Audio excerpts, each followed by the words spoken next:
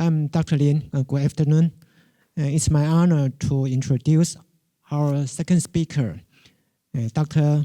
Shu-Chun.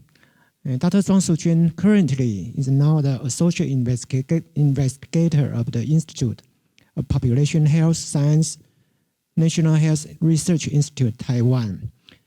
Her major research interest focus upon the cancer agent epidemiology.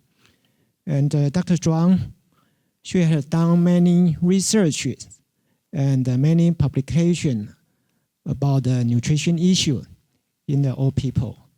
Today, Dr. Chuang, she will give us a lecture. The title is The Role of Oral Health in the Association of Nutritional Status of Frailty, Experience from the HALST study. Ladies and gentlemen, please join me to welcome Dr. Chuang. In the second afternoon of the two-day conference, the topic of my presentation is the role of oral health in the association between diet and frailty, experience from the HALST study. I have to especially thank Dr. Rai, because this study actually is inspired by his advice to a couple years ago. As we knew that frailty is a state of vulnerability and non-resilience with limited reserve capacity in major organs. Frailty is a condition known to be associated with malnutrition, and several dietary patterns have been shown to be associated with frailty status. For example, Mediterranean diet, Nordic diet, plant-based diet, and other model-based dietary patterns. In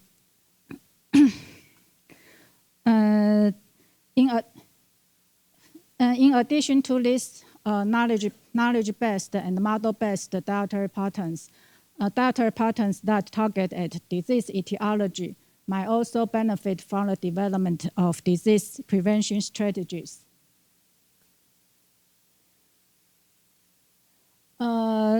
Inflammation is an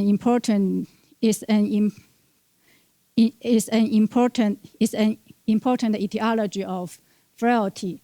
So we have developed a dietary inflammatory pattern.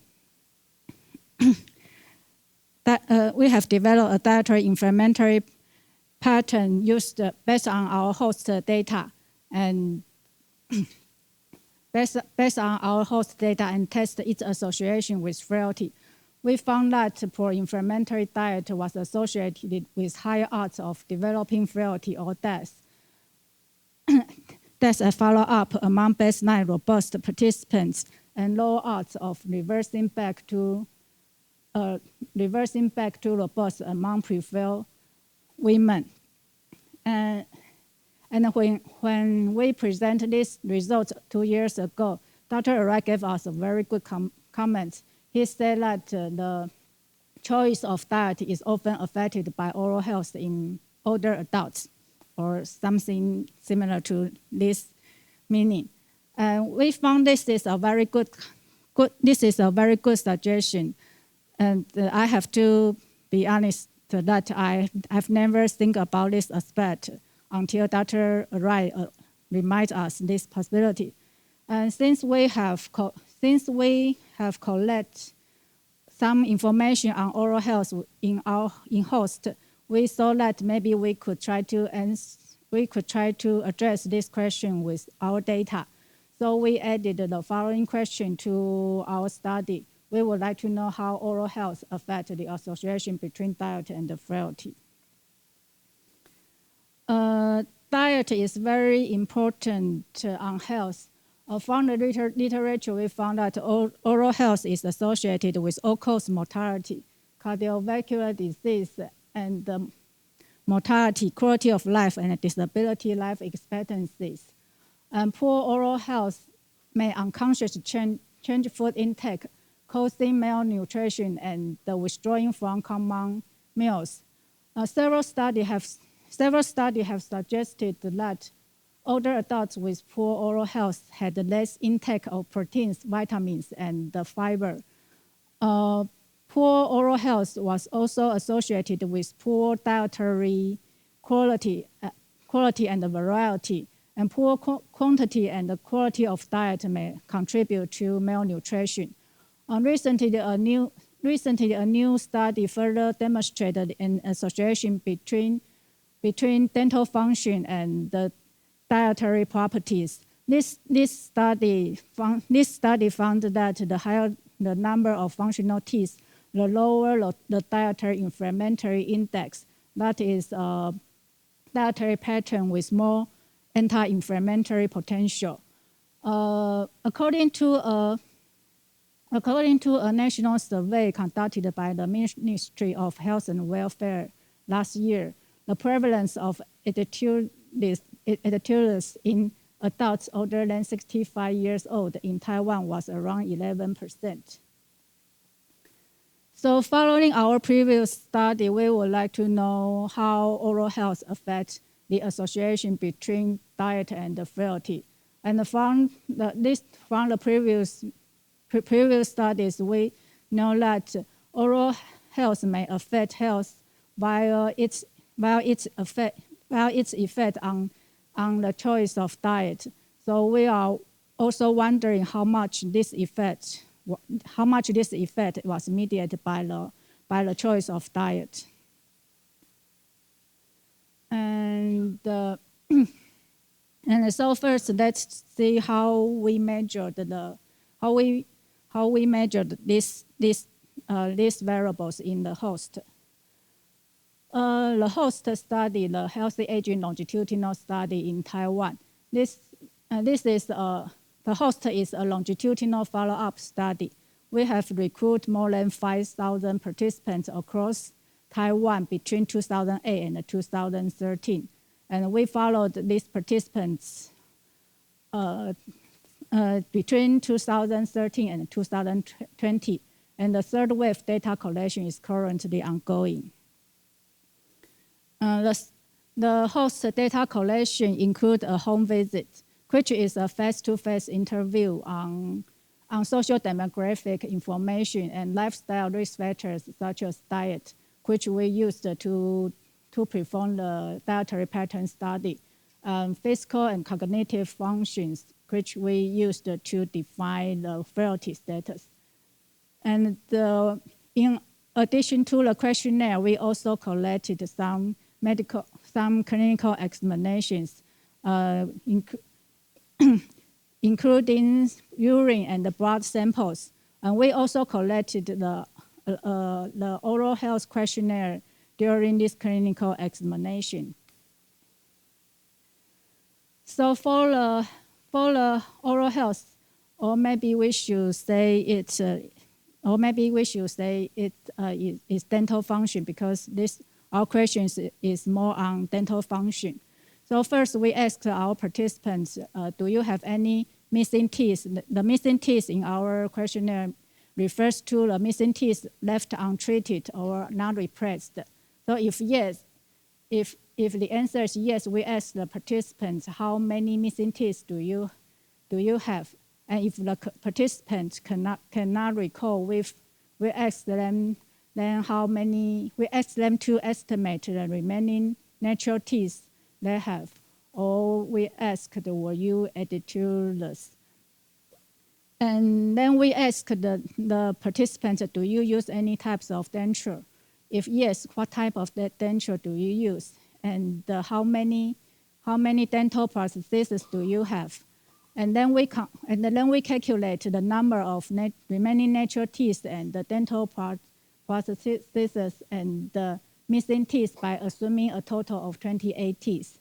In addition to these objective questions, we also ask two subjective questions. We ask the participants, how do you feel about your dental function, and do you restrict the type of food you eat because of your because of your dental function? And this is the dental function profile in our study. Overall, around 45% of our participants have more than 21 remaining natural teeth, and around 14% have no remaining natural teeth. And this number is close to the national survey conducted by the Ministry of Health and Welfare. And 59% of our participants do not have any missing teeth left untreated or not replaced. 78% of our participants use the denture. And if we combine the number of the remaining natural teeth and the number of the dental prostheses as an index for functional teeth, 95% of our participants had more than 21 functional teeth. And for the two subjective questions, almost half of our participants felt that their dental function was okay, ordinal, okay. And around a quarter felt that their dental function was good, and another quarter felt that their dental function were bad. And a little bit more than half, 54% of our participants felt that report that they never restrict the type of food they eat because of their dental function. And for the dietary inflammatory score we used in the HALST, the original HALST food frequency questionnaire contains 72 food items, and we grouped them into 27 food groups according to their family and the nutrient contents. And then we divided the whole HALST sample into two parts, one exploratory and the other confirmatory. And then we then used the exploratory sample and applied the 27 food groups to the reduced rank regression model to identify a dietary pattern that was mostly associated with HSCR, PTN, FR1, and IL-6. And then we applied the coefficients we obtained from this exploratory sample to the confirmatory sample to evaluate the validity of the algorithm.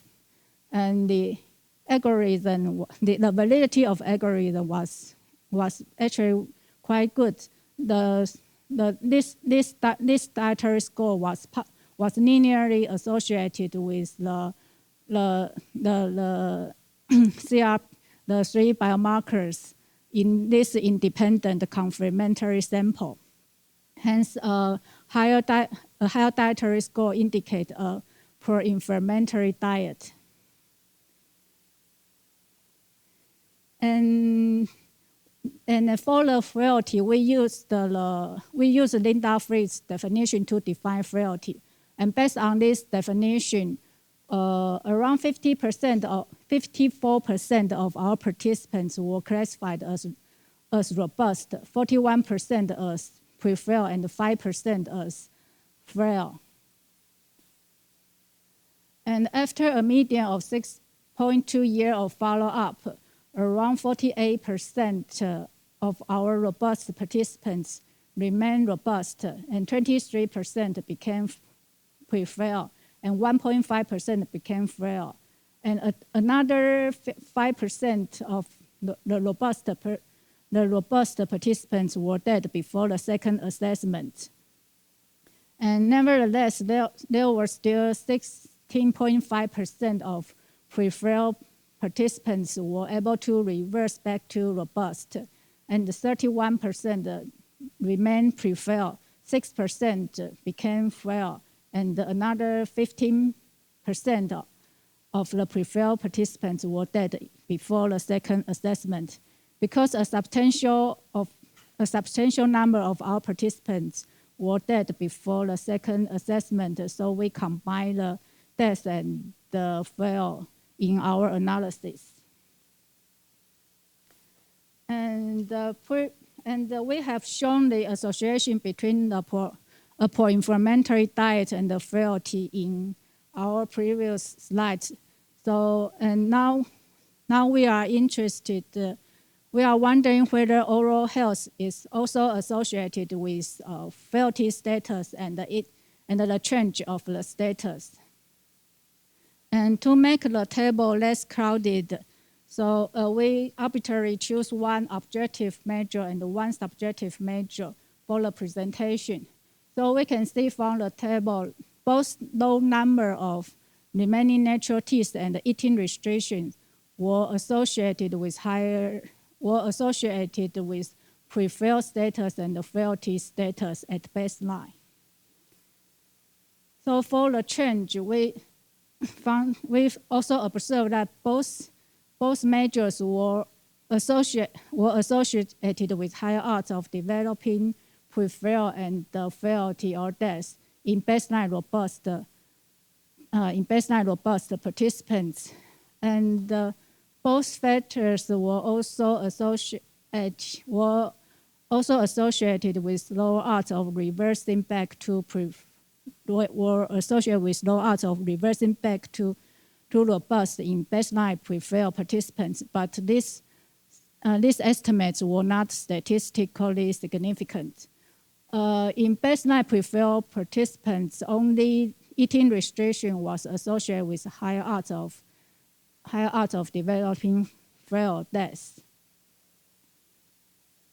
And since both poor inflammatory diet and the dental function were associated with the change in frailty status, we are wondering then which factor is more important and whether the presence of one factor will affect the association between the other factor and the frailty.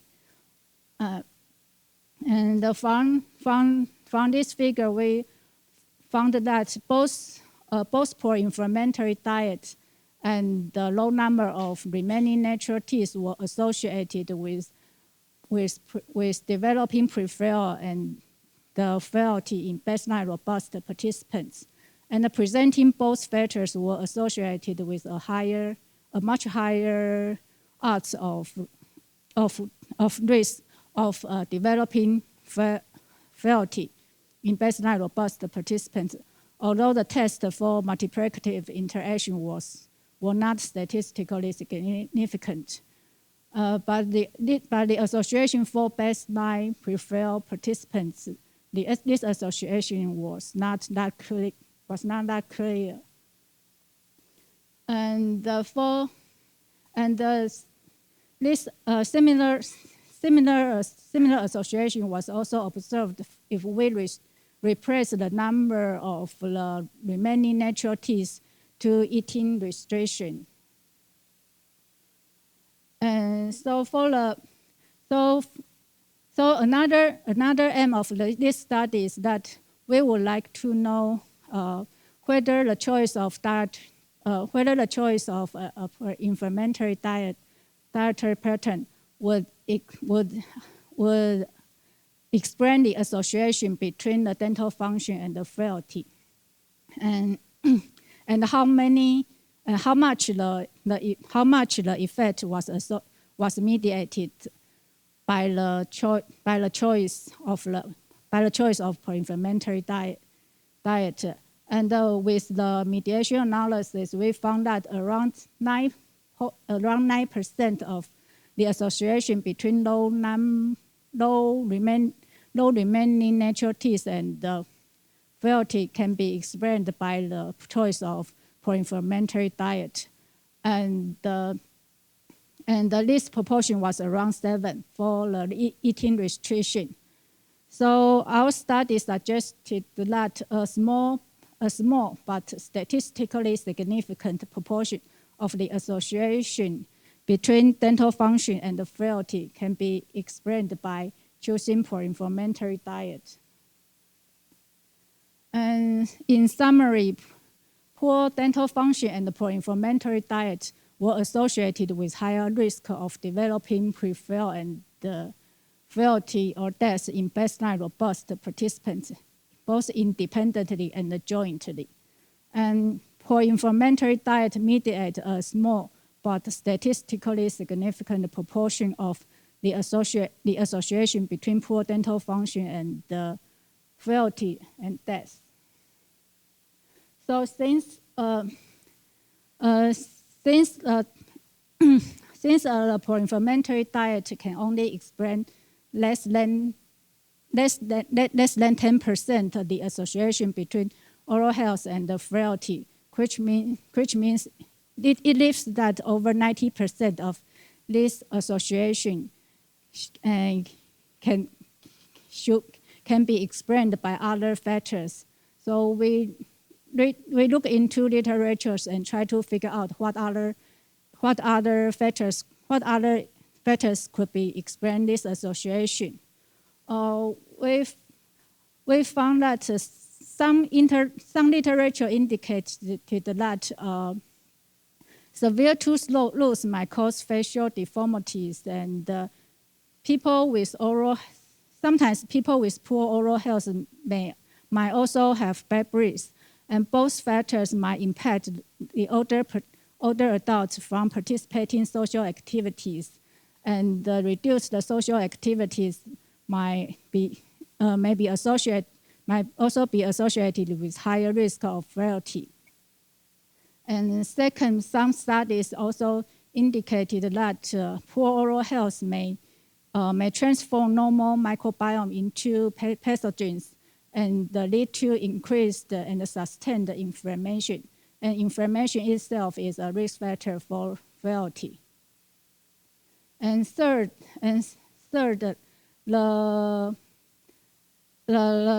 increased and sustained inflammation may also lead to other chronic diseases, such as cardiovascular disease. And there are also studies indicated that medication for chronic diseases may also cause oral problems. For example, medication for diabetes, depression, and hypertension may cause dry mouth. And also some study indicated that cancer treatment may also may cause dysphagia and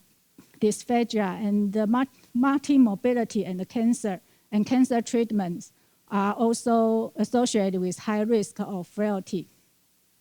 Last, some other common risk factors, for example, low socioeconomic status, may also explain the association between poor oral health and frailty.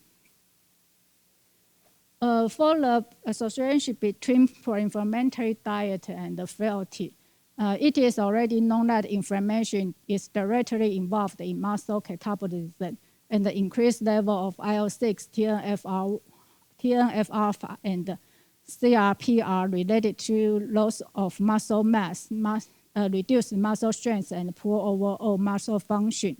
And studies in microbiome in the US and the European also suggested that diet might modulate microbiome populations and explain the lipoperoxidation levels. So it is possible that diet may modulate inflammatory environment while alerting gut microbiome and metabolites. So in our study, we identified that whole grain rice, fruit and vegetables, and soya milk were anti-inflammatory, and the refined grain, Chinese bao and pancakes, and nuts were pro-inflammatory.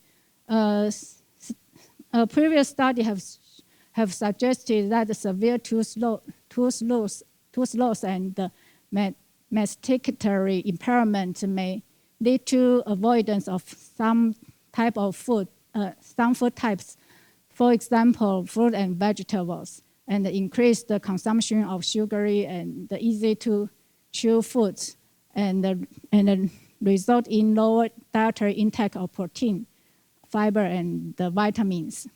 So overall, both oral health and anti-inflammatory diet are important in preventing frailty in robust participants. And if we could try to replace the pro-inflammatory diet with anti-inflammatory diet, might help to mitigate some of the adverse effects of poor poor oral health on Frailty. And finally, I have to thank all of the host participants, the collaborators, and the host PIs. And also, I have to thank Dr. Rai for giving us such a good comments. And thank you all for your attention.